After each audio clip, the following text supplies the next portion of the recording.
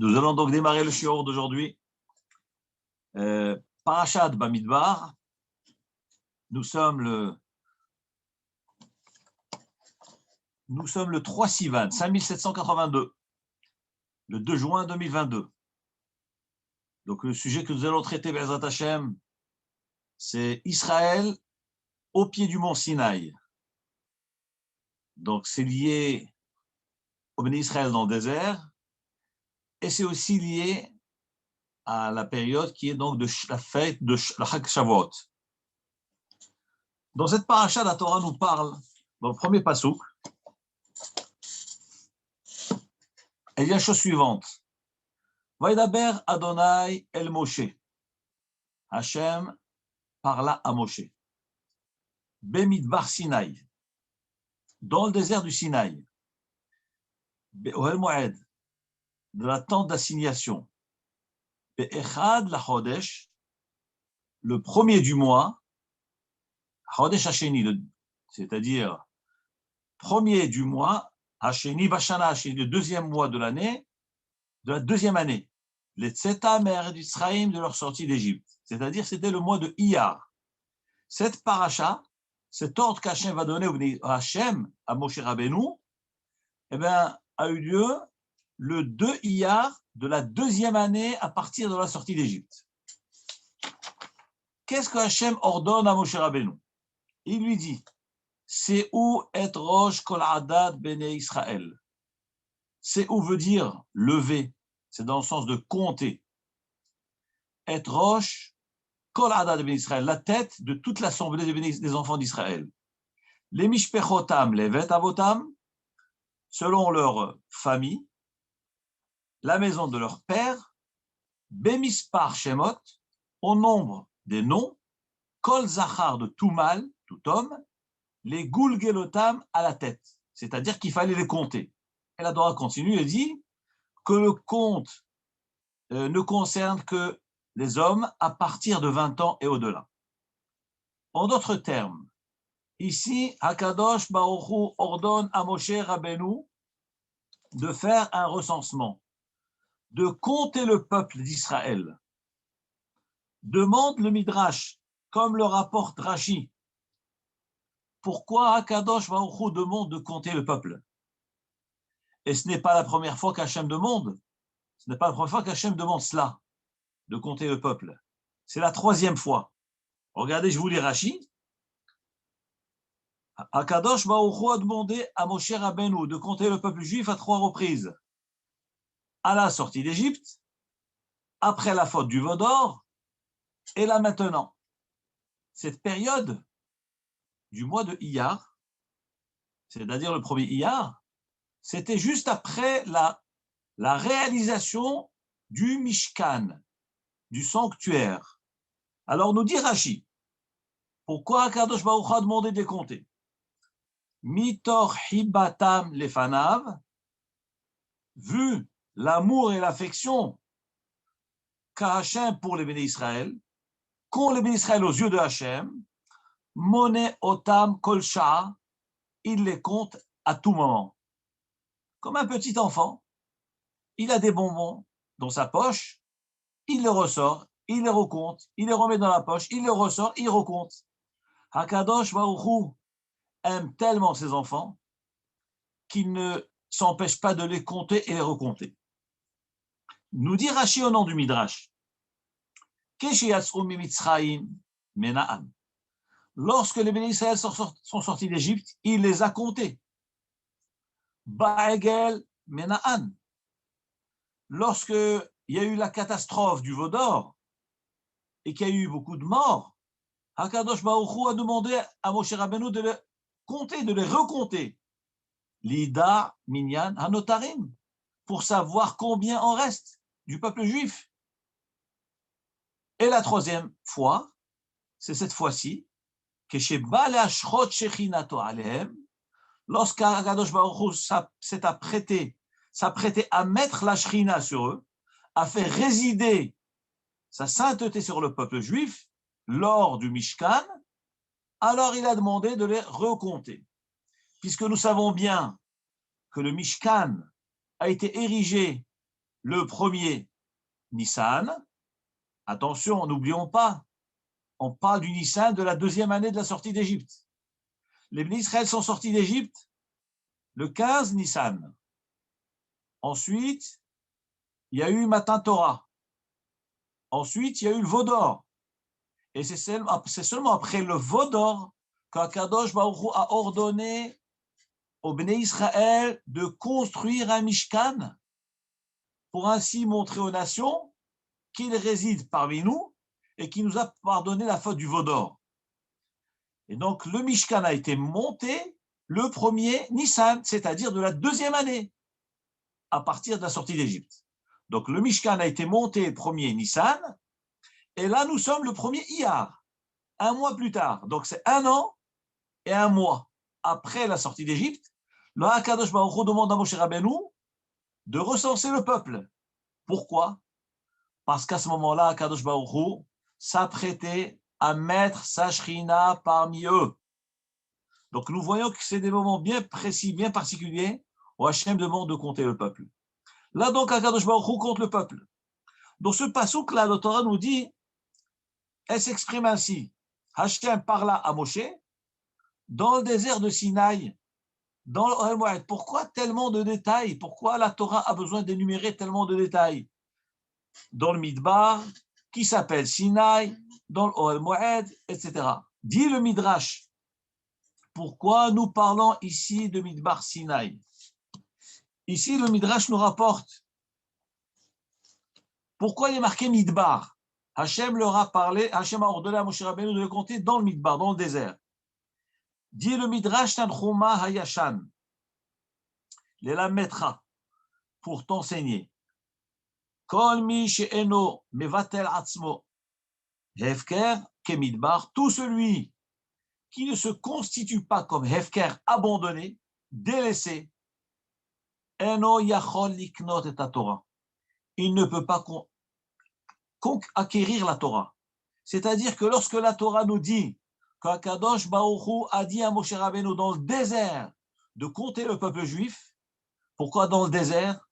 C'est pour nous dire que l'homme doit se considérer comme un désert, comme un midbar, hefker, c'est un lieu public qui n'appartient à personne, tout le monde piétine dessus, tout le monde le traverse, ça c'est le désert.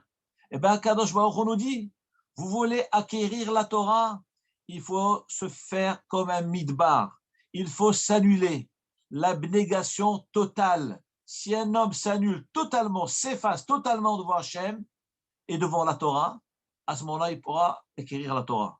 Mais si Chas v'Shalom, l'homme a de la gava, il a de l'orgueil, il ne pourra pas atteindre la profondeur des enseignements de la Torah. Voilà, c'est pour cette raison-là que la Torah nous dit Bemidbar. Pourquoi la Torah précise le nom de ce désert? Ce désert s'appelle le Sinaï. Midbar Sinaï. Quelle importance pour nous le nom de ce désert-là? Et surtout, quel rapport avec le recensement du peuple? En quoi ça peut apporter quelque chose avec le recensement du peuple? Nous dit le Midrash. En réalité, c'est rapporté dans le traité de Shabbat. Daf Petet Amoud Aleph, page 89, côté A. Nous dit l'Agmara. Pourquoi cette montagne, ce désert s'appelle Sinaï, le désert du Sinaï. Dit le Midrash, parce que le mot Sinaï vient du mot Sin'a. Sin'a veut dire la haine. Nous dit donc l'Agmara, parce qu'à cause de ce désert-là, Yarda Sin'a le Umot Ha'olam, la haine est descendue chez les nations sur ce désert-là, sur cette montagne-là. Pourquoi la haine? Al Shelo Kiblu Bo Torah, car les nations ont refusé la Torah. Mais on ne les a pas forcés. On leur a proposé. Hakadosh Baruch Hu a proposé la Torah à toutes les nations. Chaque peuple a demandé qu'est-ce qu'elle contient, qu'est-ce qu'il y a marqué dans cette Torah. Hachem leur a dit, mais il leur a dit les points faibles, les mitzvot de la Torah qui constituent les points faibles de ces nations. Évidemment, les peuples ont renoncé, ils ont refusé la Torah. Donc, Hakadosh Baruch Hu l'a imposé au peuple juif. Une fois que nous, peuple juif, avons accepté cette sainte Torah, les nations ont commencé à nous haïr. Pourquoi nous haïr? Parce qu'ils ont compris qu'ils ont fait une grave erreur d'avoir refusé la Torah. Et c'est pour ça qu'ils nous haïssent. Et nous dit la Gemara dans le traité de Shabbat, Daf Petet, pourquoi cette montagne, pourquoi ce désert s'appelle Midbar Sinaï?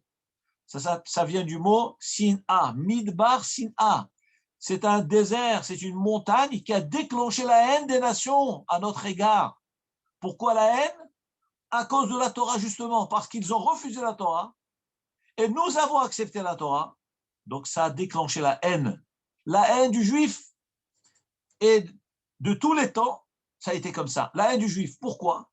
Parce que nous avons quelque chose de plus. On ne peut pas nous haïr pour rien.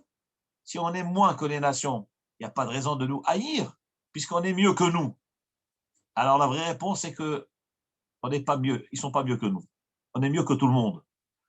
Et les nations ont compris que la Torah se trouve chez nous, le Emet est chez nous, la vérité est chez nous. Et donc, ils ont cette haine d'avoir refusé la Torah et que nous avons accepté la Torah. Voilà pourquoi, dans cette paracha, la Torah nous précise le Midbar Sinaï, le nom de ce désert. Et Har Sinaï, c'est aussi pour la même raison, à cause de la Sina. Nous voyons donc que la grandeur de notre peuple est liée étroitement à la Torah. Tout est par la Torah, tout est grâce à la Torah. Sans la Torah, on n'a pas de valeur. Toute notre valeur est dans notre sainte Torah. Justement, ce n'est pas par hasard que Shavuot va donc tomber ce samedi soir. Shavuot, la fête du don de la Torah, aura lieu Be'ezrat Hashem, dimanche et lundi de cette paracha-là. Donc nous allons parler de Shavuot, nous allons parler de la Torah et de l'importance de ce jour-là. Nos Chachamim nous disent que quand Akadosh Baruch Hu a donné la Torah, je vais vous lire un peu le passage qui est rapporté dans le traité de Shabbat, page 88. La Torah nous dit Va'ityatzevou betachtit ha'ar. Le peuple juif s'est dressé au pied de la montagne, au pied du mont Sinaï, au moment où Akadosh Baruch Hu nous a donné la Torah. Nous dit la Gemara, Amar Rav Avdimi bar Hama bar Hassa. Rav Avdimi, fils de Hama, fils de Hassa, dit Melamed, ce verset vient nous enseigner Shekafa Alehem Har Kegigit. Quand Kadosh Baruch Hu a mis sur le peuple juif la montagne, le mont Sinaï, Kegigit comme un tonneau. Ve Amar Lahem, elle leur a dit Im atem ekablim haTorah mutav. Si vous acceptez la Torah, eh bien, tant mieux pour vous. Ve imlav. Mais si vous refusez la Torah, Sham tehe kevuatrem, là-bas sera votre tombe. Voilà le contenu de ce que nous enseigne la Gemara. La question qui se pose, d'abord, le Rav qui enseigne cet enseignement-là, Rav Avdimi, comment a-t-il tiré du verset le peuple était au pied du mont Sinaï, comment il a vu dans ce verset qu'Hachem a déraciné la montagne et l'a mise au-dessus de nous et qui nous a menacés d'accepter la Torah. Mais où c'est marqué tout cela? Et nous savons très bien qu'aucun midrash ne peut être enseigné sans référence de la Torah. Où est donc la référence de ce midrash qui, a priori, figure dans ce verset, puisque le Talmud commence par parler du verset, et Rav Avdimi nous dit, vous savez, de ce verset, nous voyons qu'Hachem a menacé le peuple juif de les détruire, chas v'shalom, s'ils refusent la Torah. Vient alors le Maharsha, alav shalom, qui est un grand commentateur du Talmud, et nous dit la chose suivante. Pour dire en hébreu au pied de la montagne, la Torah aurait dû dire Vaïtiat sevu tahat hahar. Le peuple s'est dressé, tahat, en dessous, qui veut dire au pied de la montagne, pour recevoir la Torah. Mais nous dit le Maharsha que la Torah n'a pas employé le terme tahatahar, ou bien les yadahar, ou bien les tzadar, à côté de la montagne. La Torah emploie un terme qui s'appelle tartit. Tartitahar, vaitiatsevu betartitahar. Le peuple était dressé, betartit. Que veut dire le mot tartit? Nous dit le Maharsha que mot tartit ne veut pas dire à côté, ne veut pas dire au pied, mais ça veut dire en dessous. Parce que tachat, qui veut dire en dessous, ça peut vouloir dire à côté. Mais tartit, c'est encore plus précis. Ça veut dire le dessous de quelque chose. Shulaim, en Ashonakot, on appelle ça Shulaim, le dessous, le bas.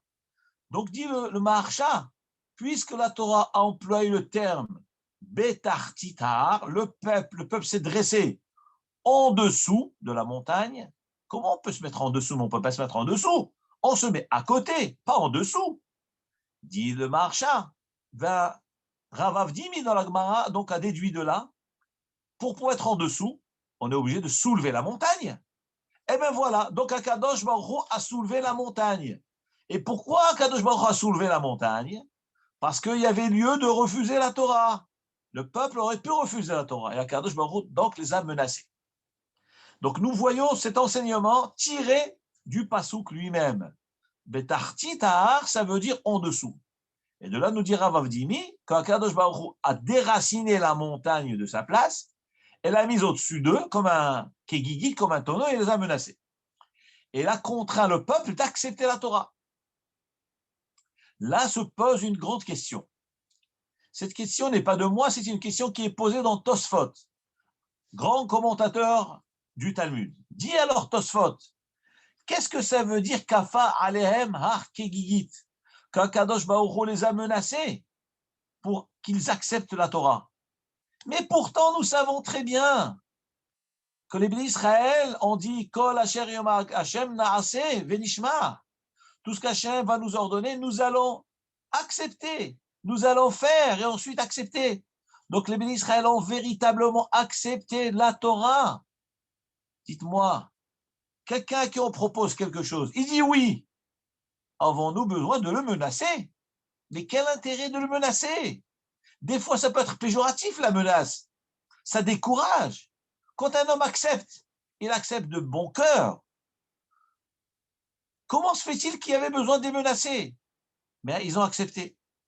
Ça, c'est la question de Tosfot. Donc, pourquoi Hakadosh Baruch Hu avait besoin de les menacer? Puisqu'ils ont dit, oui, nous voulons la Torah.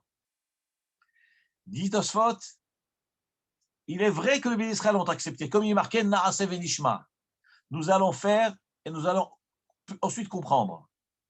Dit Tosfot, pourquoi Hakadosh Baruch Hu était obligé de les forcer? Shema yu chozrim keshiru ha'esh hagdola. Shiatsa nishmatan. Dit Tosfot, qu'en réalité, c'est vrai que les bénis Israël ont dit, nous acceptons la Torah, sans contrainte. Pourquoi Hachem les a forcés? Parce qu'Hachem savait très bien que lorsqu'il allait donner la Torah, au moment du don de la Torah, comme nous voyons dans les versets, Hayu kolot ubrakim, il y avait des tonnerres, des éclairs, le feu, le monde était en ébullition. Et à tel point que la peur avait atteint son extrême, nous dit le Midrash que les bénis Israël sont décédés. Leur âme a quitté leur corps. Comme Shlomo HaMelech lui-même dit dans le livre, dans Shirachirim, Nafshi yatsea bedabero. Mon âme a quitté mon corps lorsqu'il s'est exprimé. C'est-à-dire, lorsqu'Akadosh Baruch Hu a dit Anochi Adonai Elohecha, c'est moi Hachem ton Dieu, nous dit Shlomo HaMelech dans Shirachirim, Nafshi yatsea bedabero. Mon âme a quitté mon corps lorsque j'ai entendu la voix de Hachem. Donc, c'est-à-dire que c'était un moment redoutable, d'une peur terrible. Et Hachem savait que le peuple avait tremblé de peur de cela. Et peut-être il y avait lieu que ce peuple fasse marche arrière de son engagement, de son acceptation de la Torah. Hachem donc les a menacés. Attention, j'entends bien que vous avez accepté la Torah, mais je vous préviens, vous n'avez pas intérêt de changer d'avis. Parce que si vous changez d'avis, Sham tehe kevuratchem. Là-bas, je vous enterre, je vous engloutis en dessous de cette montagne-là. Donc ça, c'est la première explication que Tosfot nous donne pour la contrainte de Hachem au moment du don de la Torah. Bien qu'ils avaient accepté la Torah, mais Hachem savait que la peur allait peut-être leur faire changer d'avis. Hachem était obligé donc contraint de les menacer. Tosfot aussi rapporte d'autres explications. Tosfot dit aussi Kloum kafita aleno. Il rapporte une autre explication. Haïno alma shelo kibluha, ava alma shekiumu ikatshuva. Il y a une autre explication. Maintenant, le Rachamim rapporte une autre explication pour cette notion-là. C'est que les bénis d'Israël, lorsqu'Hachem a proposé la Torah, ils ont dit oui, c'était Torah chez Birtav. Mais on sait très bien que la Torah chez Alpé, la loi orale, qui est le Talmud, les interprétations et les explications de la Torah sont plus complexes que la Torah écrite. Donc là, il y avait lieu aussi que Am Israël, Chazvi Shalom, fasse marche arrière. Et donc, Akadosh Baruch Hu était obligé de les contraindre qu'ils acceptent toute la Torah entière, la loi orale et la loi écrite, la totalité. La Gemara nous rapporte à la suite qu'un homme qui est contraint de faire quelque chose, peut-on le condamner lorsqu'il ne met pas en application son engagement? Dit la Gemara, Mikal Amar Rava Bar Yaakov, Mikal Moda'a Rabba Leoraita. D'ici, nous avons un argument de la Torah qu'un jour où si Hachem va réclamer à l'homme pourquoi tu n'as pas gardé la Torah, l'homme va dire mais on m'a forcé.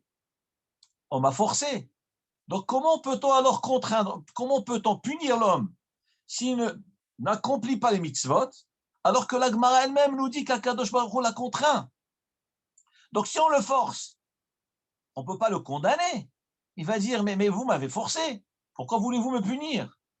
Ça, c'est ce que la Gemara a dit. Amar Rava dit, malgré tout, Afal Pichem, bien que le béni Israël était contraint d'accepter la Torah, mais malgré tout, Kibluha bime Hashverosh, les béni Israël l'ont accepté avec joie et avec amour à l'époque d'Ahashverosh. Donc la Torah, elle a été acceptée à l'époque d'Ahashverosh. Pourquoi? Comme il est marqué dans le verset, Kimu ve Kiblu Hayudim, les béni Israël ont accompli et ont accepté. Il fallait dire ils ont accepté et accompli. Dit l'Agmara, Kimu Mashikiblu. Ils ont accompli ce qu'ils avaient accepté auparavant, c'est-à-dire dans la Megillah d'Esther, nous voyons que les Israël ont accompli ce qu'ils avaient accepté au moment du don de la Torah. Nous dit donc le Talmud, c'est vrai qu'à l'époque de Matan Torah dans le désert, ils ont été contraints d'accepter la Torah. Mais à l'époque de Purim, lorsqu'ils ont vu le miracle qu'Akadosh Baruch Hu leur a fait, il les a sauvés des mains de Hashverosh et de Haman. Ils ont failli être anéantis. Et Akadosh Baruch Hu leur a fait un grand nez en envoyant Esther à Malka et Mordechai à Yehudi. Ils ont compris l'amour qu'Hachem avait pour eux. Et donc, ils ont de l'amour, eux, pour Hachem et pour sa Torah. Et là, dans le Megillat Esther, il est marqué Kimu ve Kiblu. Les Bnei Israël ont accepté la Torah de leur propre gré, de bon gré. Et donc, nous dit la Gemara, la Torah a été en fin de compte acceptée du fond du cœur de tout le peuple juif. Et donc, il n'y a plus cet argument de dire on a été forcé. Cependant, même si nous allons dire qu'on a été forcé, imaginons avant Purim, on va dire on a été forcé. Qu'est-ce qui va se passer avec un homme qui a transgressé certaines choses avant Purim? Il faut dire que les Bénis Israël, comment ont accepté la Torah? C'est vrai qu'il y a une partie qui n'ont pas accepté. Ils ont bien dit Na'aseh Venishma. Donc, ils ont quand même accepté la Torah. On ne peut pas dire qu'ils n'ont pas accepté. Mais en tout cas, à Purim, on voit que ça a été totalement résolu. Am Israël ont accepté totalement la Torah. La Gemara, dans le traité de Shabbat, continue et dit, il est marqué au moment de la création du monde, Vayi Erev, Vayi Boker, Yom HaShishi. Ça, c'est Resh Lakish qui nous apporte cet enseignement-là. Dans tous les jours de la création, la Torah nous dit, Vayi Erev, Vayi Boker, Yom Echad. Ce fut le soir, ce fut le matin, un jour. Jour 1. Vayi Erev, Vayi Boker, Yom Sheni. Jour 2, jour 3. Jusqu'à 5. Arrivé au 6e, la Torah dit, Vayi Erev, Vayi Boker, Yom HaShishi. Le 6e jour. avec ce pronom défini, le sixième jour. Demande alors la Gemara, comme dirait Shlakish, pourquoi tous les jours de la semaine, les jours de la création, les jours ne sont pas définis? On dit jour 1, jour 2, jour 3, 4 et 5. Et lorsqu'on arrive au sixième jour, la Torah dit, ce fut le soir, ce fut le matin, le sixième jour. On le définit précisément, un pronom défini. Comment se fait-il que la Torah, elle met donc cet attribut défini du sixième jour? Parce qu'il y a marqué Hashishi. Diresh Lakish, c'est qu'en réalité, on parle d'un sixième jour très particulier. C'est un sixième jour qui est lié au sixième jour de Sivan.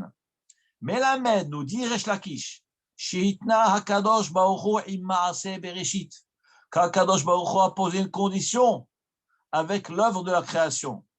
Ve'amar lahem, et il leur a dit au jour de la création, Im Israël mekablim Torah, si Israël accepte la Torah, atem kaimim, le monde peut exister. Donc au moment de la création du monde, Hakadosh Baruch Hu, donc il crée le monde, premier jour, deuxième, troisième, quatrième, jusqu'au sixième, et il dit au jour de la création, si Israël accepte la Torah, alors les règles de la nature, de la création vont continuer, le monde va exister, mais si Israël n'accepte pas la Torah, je remets le monde à Tohu Bohu, je détruis le monde. Mais quel rapport avec le Hashishi? Hashishi, c'est le sixième jour bien connu qui est le Sivan. C'est-à-dire qu'au moment de la création du monde, Hakadosh Baruch Hu a évoqué le sixième jour bien connu, qui est le Sivan, qui est la fête de Shavuot, qui est le don de la Torah. Donc Hachem a dit, moi je ne crée ce monde que parce qu'il y a un jour qui s'appelle le sixième jour, qui est le Sivan, qui est le don de la Torah. C'est-à-dire que parce que les Israël vont accepter la Torah, mais si les Israël allaient refuser la Torah, je n'aurais pas créé le monde. Voilà pourquoi, nous dit Resh Lakish, dans la création, il y a marqué dans le sixième jour, c'est-à-dire que la composition de la création, c'est le sixième jour. Quel sixième? Pas le sixième jour de la création, le fameux sixième qui est le sixième jour du mois de Sivan, qui est le don de la Torah, l'acceptation de la Torah par le peuple juif. Et c'est pour ça qu'il y a marqué ce hé en plus pour le monter cela. La Gemara nous rapporte à la suite un autre enseignement. Les Bnei Israël, au pied du mont Sinaï, lorsqu'Akadosh Baruch Hu a proposé la Torah, les Bnei Israël ont dit Naaseh venishma. Nous acceptons, nous allons pratiquer la Torah, venishma, et ensuite nous allons comprendre la Torah. Amar Rabbi El-Azar. Rabbi El-Azar dit lorsque le peuple juif a dit Naaseh Denishma, Hakadosh Baruch Hu a proposé la Torah au peuple. Est-ce que vous voulez la Torah? Les bénis Israël ont dit Naaseh Venishma. Nous allons pratiquer, faire la Torah, et nous allons ensuite comprendre la Torah. La logique humaine, c'est quoi?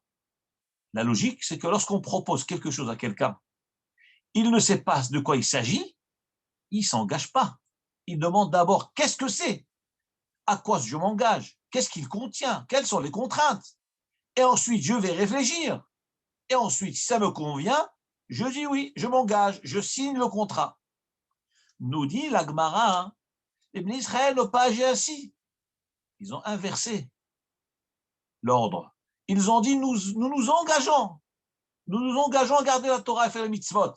On ne sait pas ce que c'est. On sait quoi. On ne sait pas en quoi ça nous engage. À combien ça nous engage. Et ensuite, on comprendra. Dit Rabbi Hazar, au moment où les Bnei Israël ont dit Naaseh venishma, on fait cette déclaration. Yatzta bat kol min hashamayim. Il y a une voix qui a retenti du ciel et qui a dit, qui c'est qui parle? C'est Akadosh Baruch Hu qui parle. À qui il parle? Il parle au Malachim. Et il dit, mais je ne comprends pas. Migila lebanai razze, qui a révélé ce secret à mes enfants.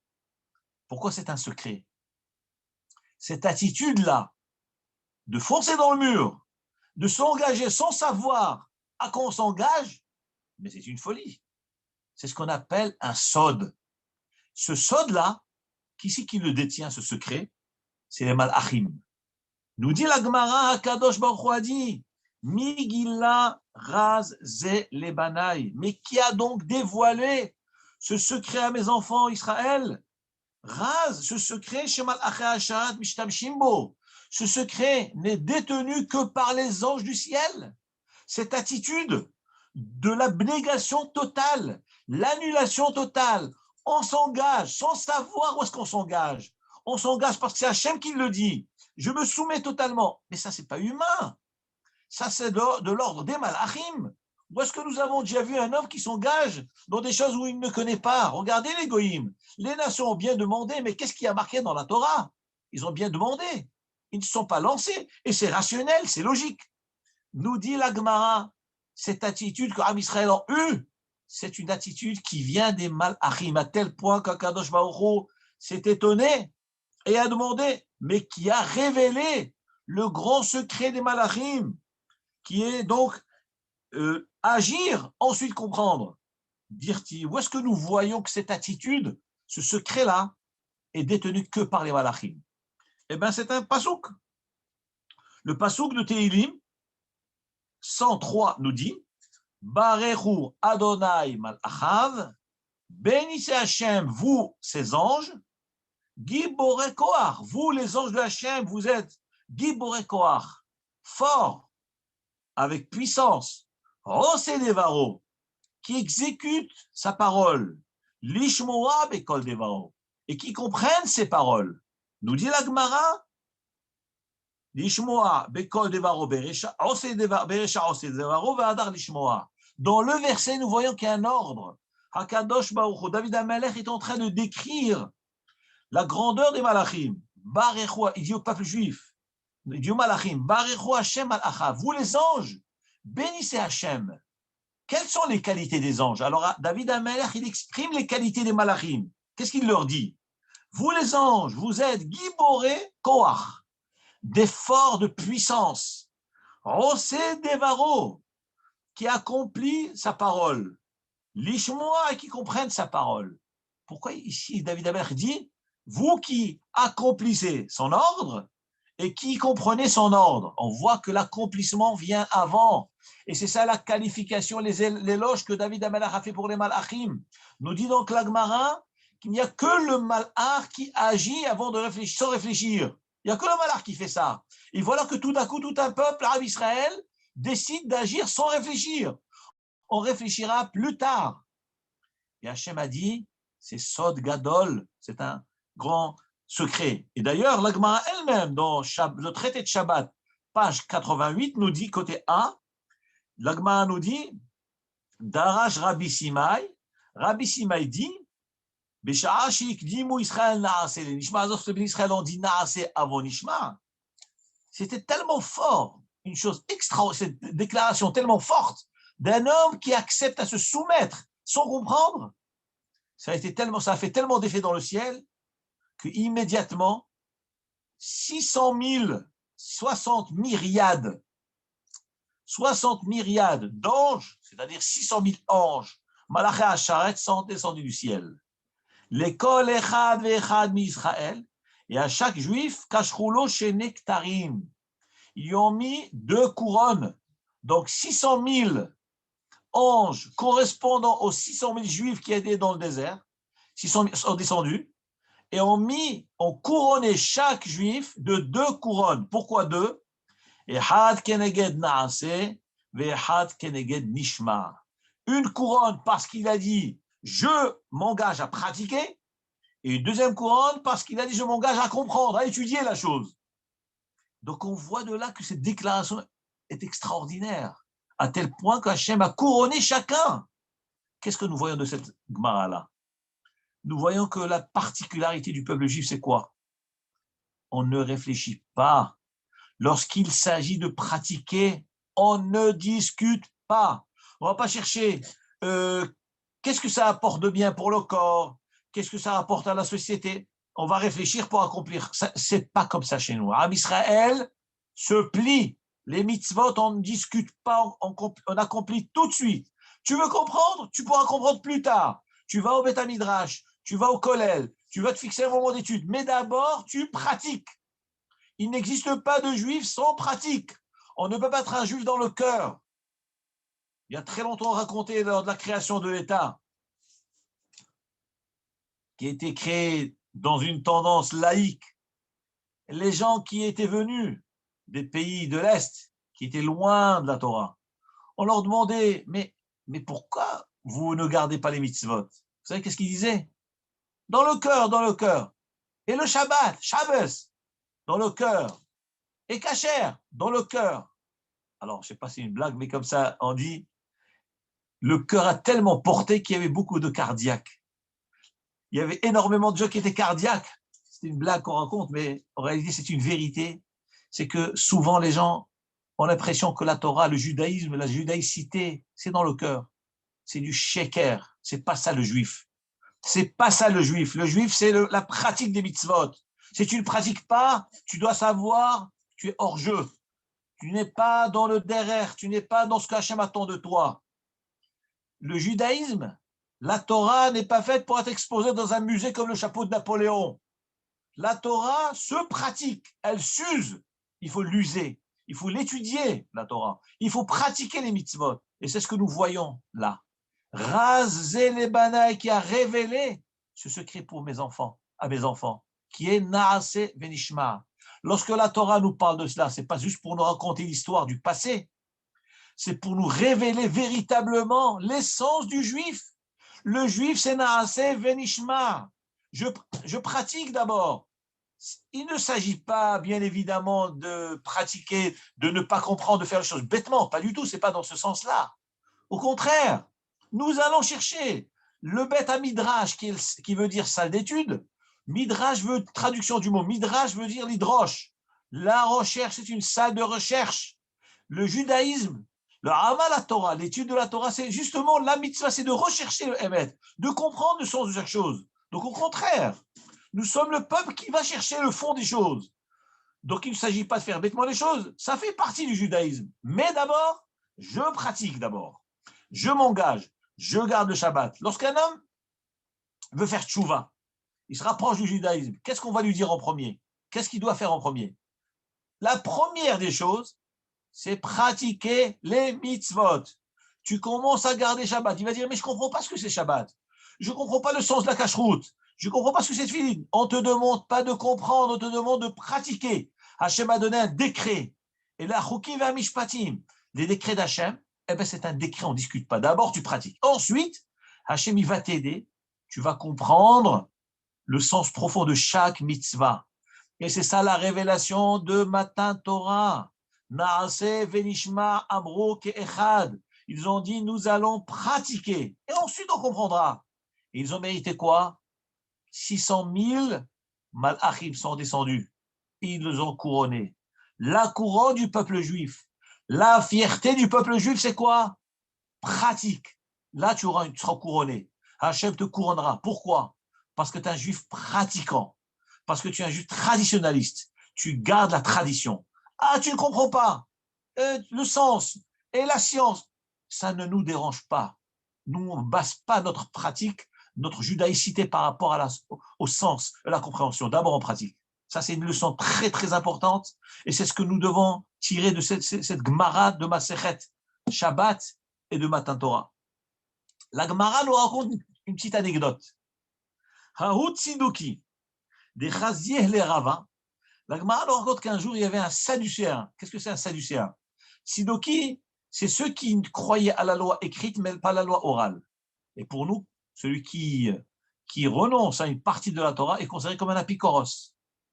Il n'est pas soul, c'est non cachère. Il doit la Torah entièrement. Nous avons accepté la Torah intégralement. La loi orale, la loi écrite, la Gemara, le Midrash, la Mishnah, tous les enseignements de Chachamim, nous les avons acceptés. Et les Tzidokim, eux, ils ne croyaient qu'en la Torah, en la loi écrite. Et voilà qu'un jour, ce Tzidoki-là a vu Rava pendant l'étude. Alors, petite parenthèse, il y a quelqu'un au collège aujourd'hui, ici à Aix, il vient me voir et me dit, mais dis-moi, mais j'ai un problème. Mais qu'est-ce qu'il faisait le Tzidoki au Beth Midrash? Rava était en train d'étudier la Torah. Et la Gemara va nous raconter une histoire que le Tzidoki, cet apikoros-là, il a observé Rava, et après, il a été lui poser des questions. Il a été l'insulter. Je vais vous dire comment il l'a insulté. Alors, il dit, mais qu'est-ce qu'il fait de Sidoki, mais lui, il croit rien, qu'est-ce qu'il fait au Beth Midrash? Je lui ai répondu que malheureusement, certains, ceux qui ne sont pas vraiment attachés à la Torah, ils vont aller au Beth Midrash, ils vont aller à la choule, pas parce qu'ils ont envie d'aller à la choule, pas parce qu'ils vont étudier la Torah, pour embêter ceux qui étudient la Torah, pour embêter les fidèles, pour se moquer d'eux. Voilà pourquoi ce Tsidoki a été au Beth Midrash. Ce n'est pas pour aller faire du moussa, sinon ce ne serait pas Tsidoki. Il a été au Beth Midrash justement pour l'embêter. Et malheureusement, on croise des gens qui taquinent, et on sent tout de suite qu'ils manquent de Hirat Shamaïm. Mais Miskanim, il faut avoir pitié de ces gens-là, qu'Hachem les rende bitchouva. Donc l'Agmara nous dit que ce Tsidoki-là a été, il a vu Rava qui était en train d'étudier. Rava me'ayen bishma'atata, il était plongé dans un texte d'étude. Viyatva etzba'ata dide tuté kara. Et comme il était plongé dans l'étude, et vous savez très bien qu'on ne peut pas rester sans bouger, on bouge. Alors Rava a mis sa main en dessous de son pied. En dessous de son pied. Mais j'imagine que les gens de l'époque, ils s'asseyaient par terre. Donc il avait les pieds par terre, il a mis ses mains en dessous de son pied. Et il était plongé dans son étude. Et il ne s'est pas rendu compte qu'il s'était blessé, et il saignait. Donc Rava, son doigt s'est mis à saigner. Et alors cet apicoros-là, ce Tsidoki, vient le voir.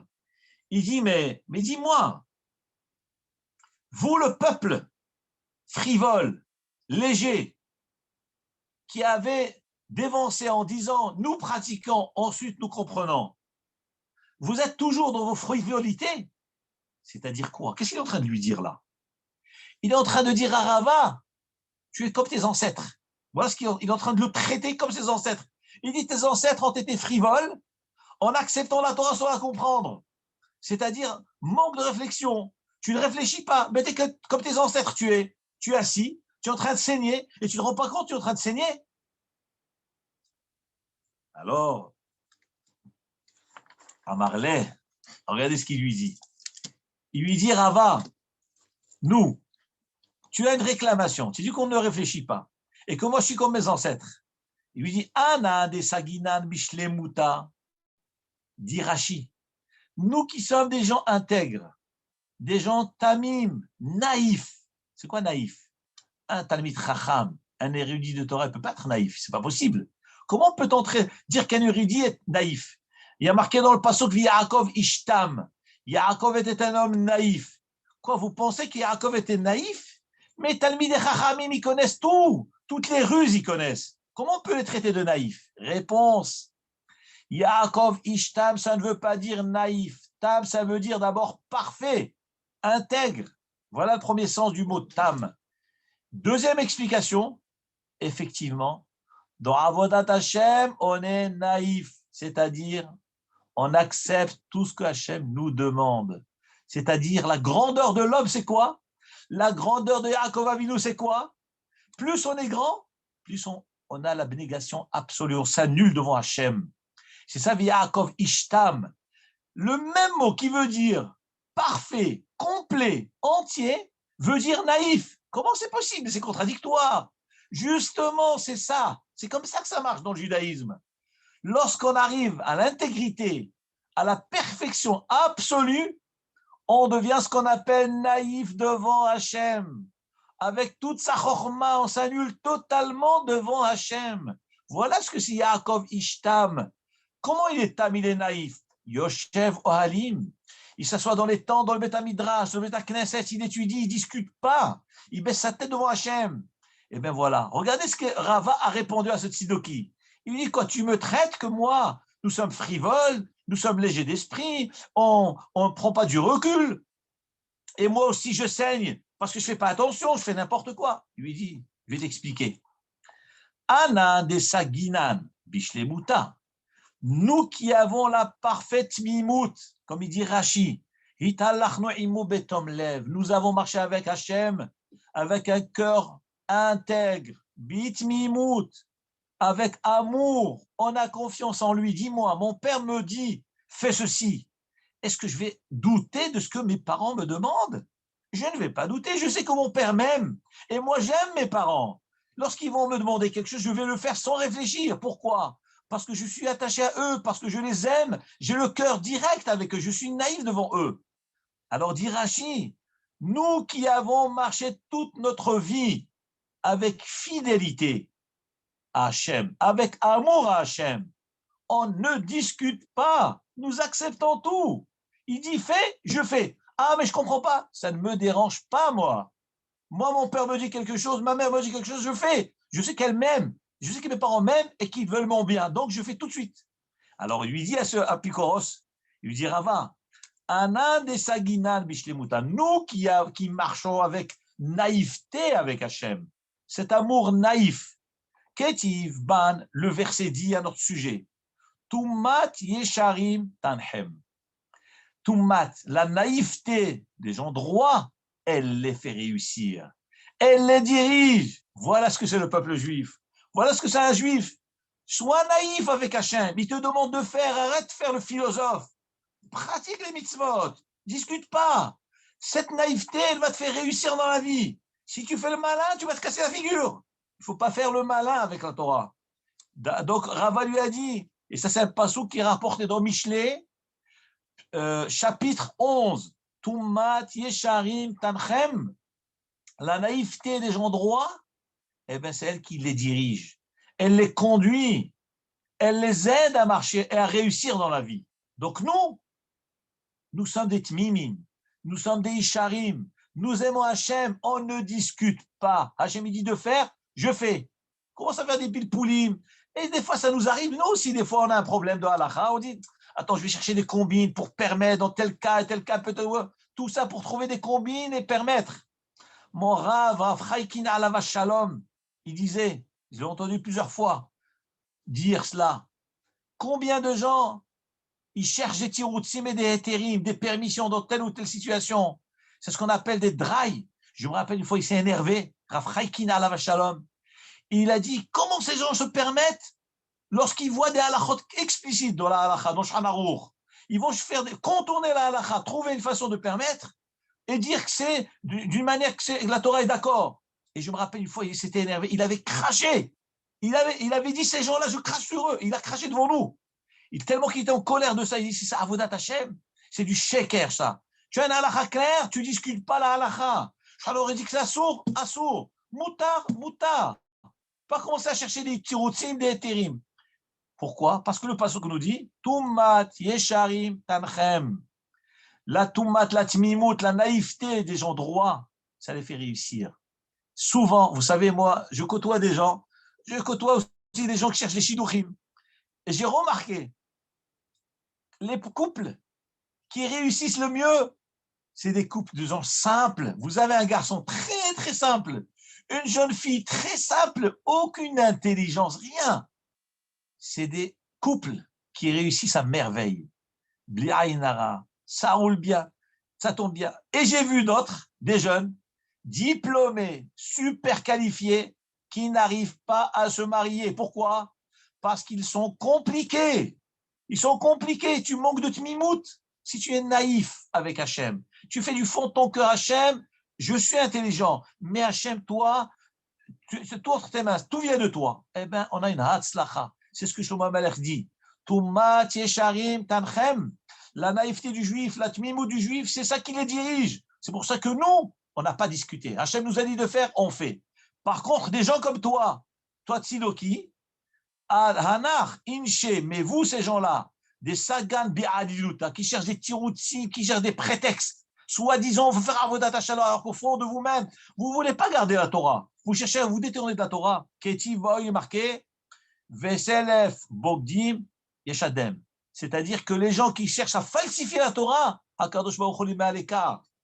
Donc, en fin de compte, Rava lui a dit, la tzlacha, la réussite d'un juif, c'est quoi? C'est accepter la Torah bitmimout. Hachem, il te dit, tu veux la Torah? Oui, j'accepte. Qu'est-ce qui est marqué? C'est pas grave, je veux pas savoir ce qui est marqué. Tu me dis de faire, je fais. Naase venishma. Ça, c'est le chidouche de Shavuot. Là, nous allons arrêter le cours là maintenant. Si vous avez des questions, nous avons 5 minutes. Je vous écoute avec grand plaisir. Bonsoir, Rav. Rêve-toi, Excellent. Mortier. une question à vous poser concernant le compte. Kadosh Baruch Hu, il aime compter les Bnei Israël, il les a comptés comme des bonbons. Vous avez dit qu'un enfant, il veut compter. N'y a-t-il pas un principe selon lequel on évite de compter les choses ou les personnes par, par principe concernant la bracha sur la chose?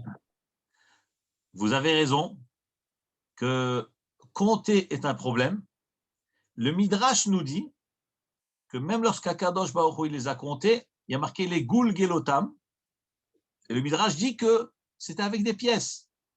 Chaque fois que le compte se réalise, le recensement se réalise et se réalise à travers quelque chose d'autre.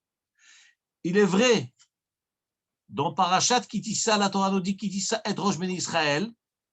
La Torah nous parle du Hachem dit à Moshe Rabbeinu, lorsque tu compteras le peuple juif, venatenu ish kofer nafsho. Chacun devra donner le rachat de son âme. Comme ça dit la Torah. Et Hachem a donc révélé à Moshe Rabbeinu que il y a des fois une utilité de compter le peuple. Exemple, pour Dvar Mitzvah, nous devons savoir combien de personnes nous sommes. Dans un minyan, on doit compter pour savoir si on est 10. Dans un zimoun, pour faire des varech elokenu shachanu, donc on voit que le compte est nécessaire dans les mitzvot. Et ainsi de suite. Là, dans le peuple aussi, nous allons voir que le compte va servir parce que il y a une répartition des 12 shvatim. Ensuite, il fallait compter les levim pour qu'ils vont constituer le rachat des bechorot, parce que eux, les levim vont faire la avoda à la place des bechorot. Donc, en fin de compte, le compte, il y a une utilité dans le compte. C'est très important dans les mitzvot. Cependant, il y a ce phénomène qui est le ayin hara sholet baminyan. Nous avons un principe que la Torah nous révèle, que le mauvais œil agit sur le nombre. Pourquoi il agit sur le nombre? Parce que le fait de faire relater et relever l'unité et l'entité de chacun, la valeur et l'importance qu'on lui attribue, ça déclenche une accusation dans le ciel. Voilà le phénomène du ayin hara. Comment ça fonctionne? Je dis 1, 2, 3, 4. Donc le 1, c'est une entité. C'est une unité. Le fait de relever, de donner cette unité, cette entité, donc je relève la personne, et dès que je relève la personne par l'expression, dans le ciel, on dit, tiens, on parle d'un tel, et puis d'un tel, et d'un tel. Ah, donc c'est des gens importants. Nous allons vérifier leur dossier. On ouvre le dossier, et il s'avère que ces gens-là ne sont pas forcément des gens importants, et du coup, ça compromet tous les bienfaits qu'on leur a attribués, et du coup, on leur enlève. C'est ce qu'on appelle l'accusation.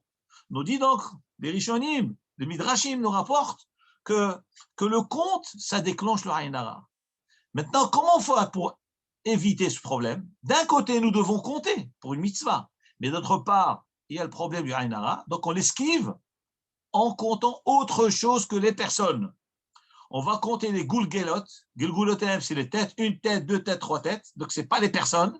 Ou bien nous allons compter par des pièces, une pièce, deux pièces, trois pièces, et cette pièce, elle va servir pour la tzedaka, elle va servir pour le mishkan, et ainsi de suite. Donc c'est un support. Et d'ailleurs, la Torah, elle appelle ça Venatenu ish kofer nafsho. Chacun devra donner kofer. Que veut dire le mot kofer? Kofer veut dire kapara. Ça vient du mot kapara, c'est une expiation de faute. C'est-à-dire que la valeur que l'homme donne au moment du recensement, c'est aussi une expiation de ses fautes, et c'est un rachat. Le mot kofer veut dire rachat. Rachat de quoi? Que veut dire racheter quelque chose? C'est-à-dire, je donne une valeur correspondante à la personne, comme une kapara. Il y a l'homme, je donne une valeur correspondante à l'homme pour sauver l'homme. Et la kapara, il ira à la kapara, comme le coq de Erev Kippour, c'est des caparottes. Donc le coq, il est à la place de l'homme. Et bien voilà, ish kofer nafsho. Donc lorsqu'on donne les pièces, c'est à la place des gens. Donc en fin de compte, pour répondre à votre question, il y a une mitzvah de compter. D'abord, il y a d'abord l'affection qu'Hachem nous exprime, nous montre. Donc il compte une fois, deux fois, trois fois. Donc il y a besoin de compter pour penser. Hachem veut nous montrer que je vous aime, je vous aime, je vous aime. Lorsqu'il y a eu l'épidémie pendant la période à cause du Het HaEgel, Hakadosh Baruch Hu, il avait mal au cœur, dit le Midrash, c'est comme un berger, et son troupeau s'est fait dévorer par les loups. Donc il dit, je vais vérifier combien me reste dans mon troupeau. J'ai mal au cœur pour mes brebis. Et Hachem, il a du tsar pour chaque juif qui part. Même ceux qui fautent, Hachem est du tsar d'eux, pour eux. Et donc c'est pour ça qu'Hachem a demandé de les compter au moment du Heta Egel, pour savoir combien il en reste, tellement qu'il a mal au cœur. Maintenant, il le recompte au moment du Mishkan, parce qu'il va faire résider la Shrina parmi eux. Donc pour Hachem, c'est de l'amour de compter. Cependant, le Midrash nous dit, attention, Hachem a demandé à Moshe Rabbeinu de compter à travers des pièces. Voilà. Est-ce que vous avez d'autres questions? Avec plaisir. Bon, Rabotai, s'il n'y a pas de questions, je vous souhaite passer un bon Shabbat Shalom, une bonne Kabbalah à Torah, que Hachem nous donne le mérite d'avoir des révélations le jour de Shavuot. Vous savez, c'est marqué au nom des Koubalim que le jour de Shavuot, c'est une sgoula très spéciale du Harizal, qu'il faut étudier des nouveaux sujets qu'on n'a jamais étudiés. Et en fonction du limoud qu'on va faire, Hakadosh Baruch Hu va fixer combien de chidushim, combien de révélations de Torah nous allons avoir tout au long de l'année. De la même manière que Rosh Hashanah, on juge l'homme sur sa vie, qu'est-ce qu'il va gagner pendant sa vie, toute l'année qui va suivre. Eh bien, le jour de Shavuot, on va juger l'homme combien de chidushim il va avoir. Et ça dépendra de quoi? Du jour de Shavuot. Donc, on se prépare pour Shavuot. C'est bien demain d'aller au mikvé. C'est Kabbalat Torah. Il y a mitzvah, l'état ta'asmo baregel avant chaque Yom Tov d'aller au mikvé. À part le fait que c'est Shabbat aussi. Se préparer pour Shabbat, au mikvé, se laver, s'honorer, se préparer et surtout étudier des nouveaux chidushim, étudier les sujets en rapport avec Shavuot. Chag Sameach et Shabbat Shalom. Et à la prochaine, Bézat Hashem. Shabbat Shalom. Chag Sameach. Shabbat Shalom. Chag Sameach. Merci, Rav. Merci beaucoup. Avec plaisir. Au revoir.